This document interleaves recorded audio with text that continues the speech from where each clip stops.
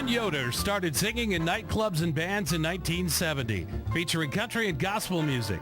He's performed across America and has 8 albums to his credit. Over time and travel, Don has met many people, presenting different walks of life.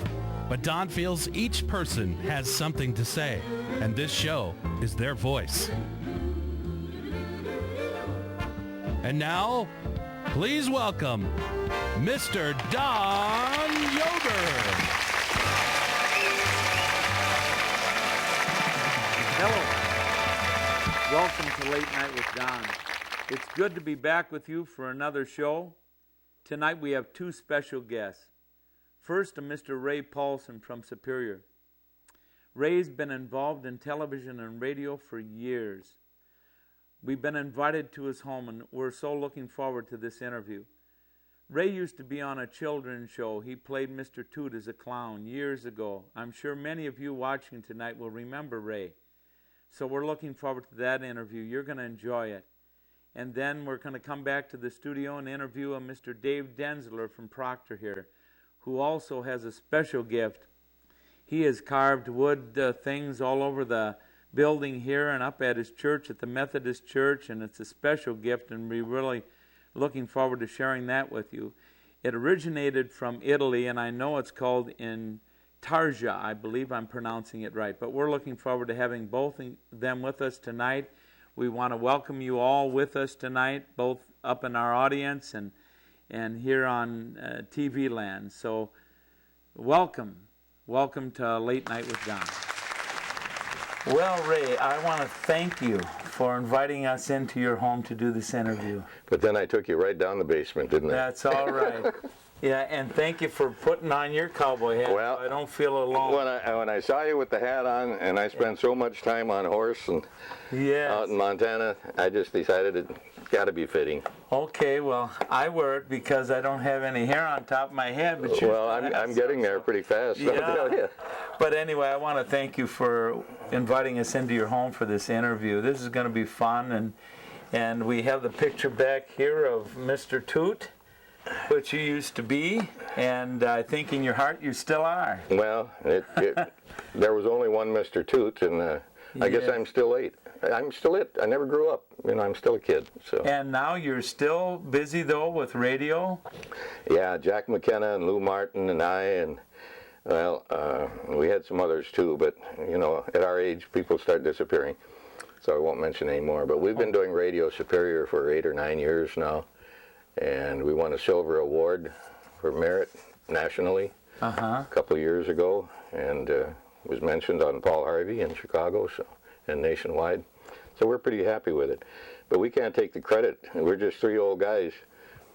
Don Simonson from KUWS. Okay. He's the one that works it. He does. Right.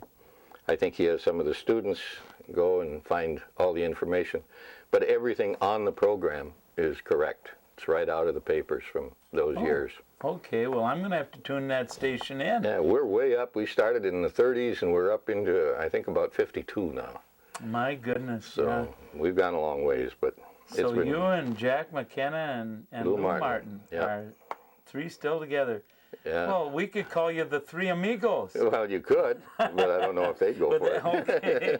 Well, we don't want to get them mad. Well, listen, to get started with the interview, I want to start off by asking you, Ray, how you got into television to begin with. Because I was in radio. I started in radio in 1946 when I was in high school. I was 16 years old. And I worked at WSBR, which a lot of people don't remember, but it was here in Superior. And Jim Conroy was the owner. Cliff Louie was the manager. And Cliff Louie also owned Jim Conroy also owned WDSM at one time. Oh, okay. So, and being in radio, I guess all the original TV stuff was just old radio guys, And I had been in radio for quite a while, and then the Korean War broke out, and of course I went away for a couple of years. And then I worked at WJMS in Ironwood. When I was going to school down at the American Institute of the Air in the Twin Cities, I used to do some commercials on WLOL.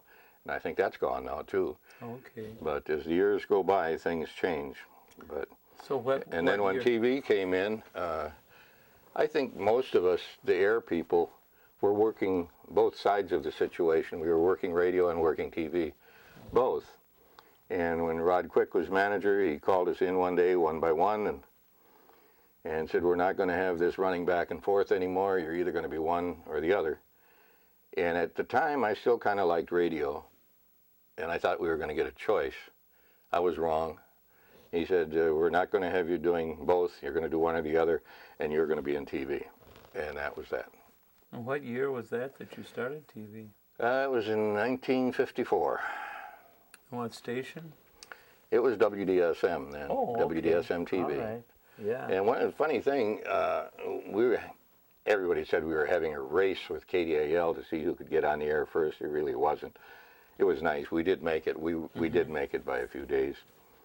But when WDSM radio was NBC and Mutual, and when we got to TV, our TV network was CBS.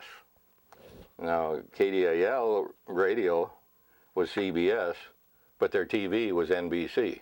Oh, boy. And after a year or so, we finally got it straightened out. We just switched networks, and we became NBC affiliate, and KDAL became a CBS affiliate, so the radio and the TV stations matched.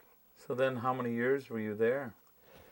I was at WDSM for 22 years. Well, it became KBGR later on, as it is now. All right. Uh-huh. But that was new ownership, and the call letters were changed. Well, how did you become a kid show host? I was nuts. Yeah, well, that's all right. I don't know what it was. There was a thing about weathermen seemed to be the kooks in the crowd. And, you know, you go way back to Willard Scott, who was a clown, you know, Oh, and he's a okay. weatherman. Right. And you go all through and you'll find that a lot of the people that were weathermen were also children's shows hosts. Okay. And I kind of wanted to get into it. You know, I'd seen some of the, when I was in the service, I saw some of the Howdy Doodies and stuff like that. Right. And I kind of wanted to do a kid show one way or another. And I talked him into doing a show on Sunday afternoon. I guess that was the first kid show around in this market, called Bugs Bunny Rides Again with Slim Raymond. Oh, and okay. since I'm kind of a cowboy at heart, I guess I had all the attire. And I always liked to read books to kids, still do. Every show I had, there was reading day on it. Mm-hmm. We read books. And we started Bugs Bunny Rides Again. And we had the Bugs Bunny cartoons, and I'd tell stories about the Old West, and the cowboys, and explain things, and read books. And that lasted for a short while. And then Jack came.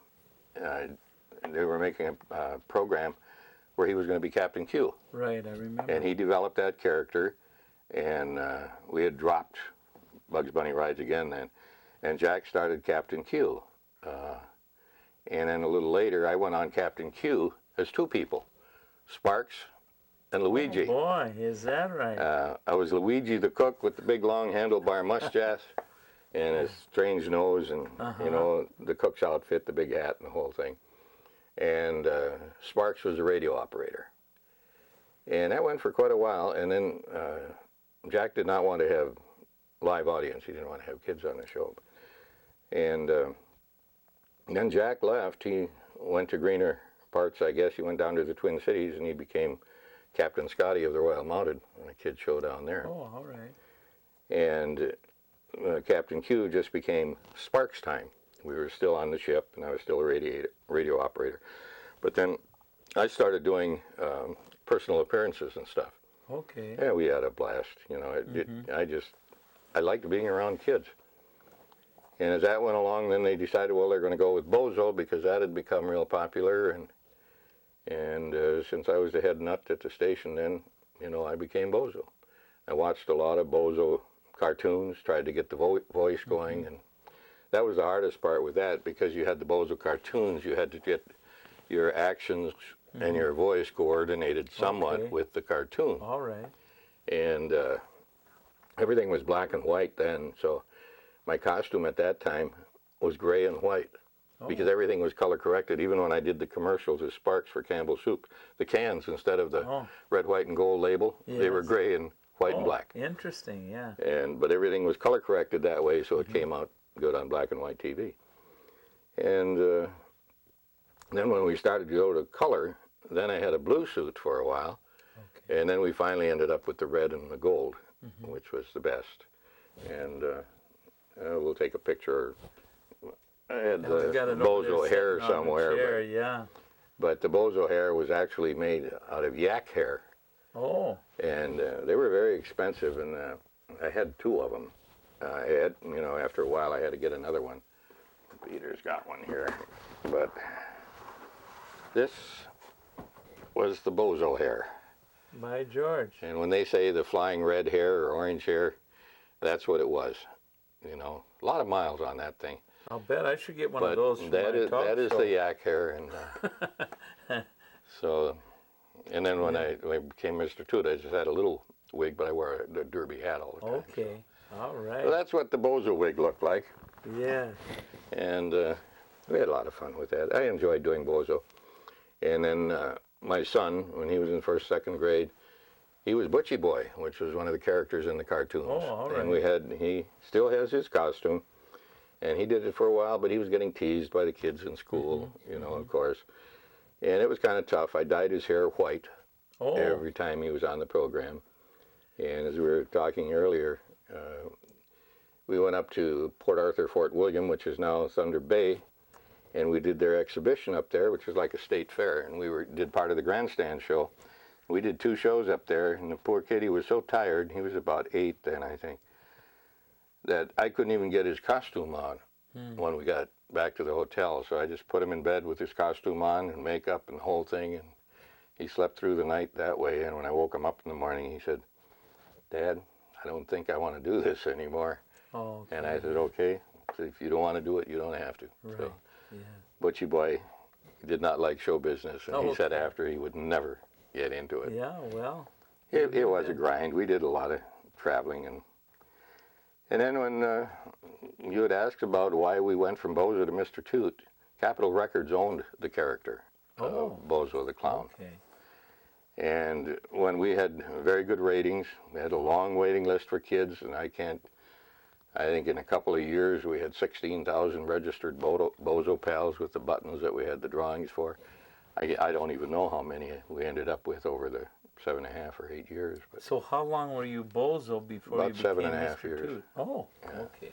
And they kept raising the rates for the use of the cartoons and for the use of the character, and our manager at that time said, "We're going to get another character, and we're going to call it Mr. Toot." And then it was my business from there on. And my wife and I put together the character with a lot of help from Bill and Bob Livingston from Livingston's Big Duluth. He got me the tails, and one of the gals who worked in the continuity department was a real good seamstress. She put the yellow T on the back. She made the pants. Oh. She made a couple of Bozo suits too. And now I'm trying to think of her name, and I forgot her name. Jane Lounsbury. And she really did a fantastic job with that stuff. And so Mr. Toot was born, and Bob and Bill got Carmen's outfit. She was Miss Tootsie. Okay. The tails, in fact, I think it says Livingston's, and then Jane did that. Boy, that's nice. And then you look inside, and yeah, I've got your pants hanging the pants there. are there. She made those from scratch. Look Very at that. lightweight, so they were cool. And, yeah, Livingston's Big Duluth. Yes. And then they also did a lot with Carmen's costume. We're running Peter here. Oh, that's all right. Maybe he can pull that out of there. You don't need the shirt, I don't think, Peter. Bring the whole thing. We'll mess it up here. Yeah, We're good that's at all messing right. things up. Okay. Yeah, this was. She had a tuck shirt and the black jod purse. And Peter, if you want to get that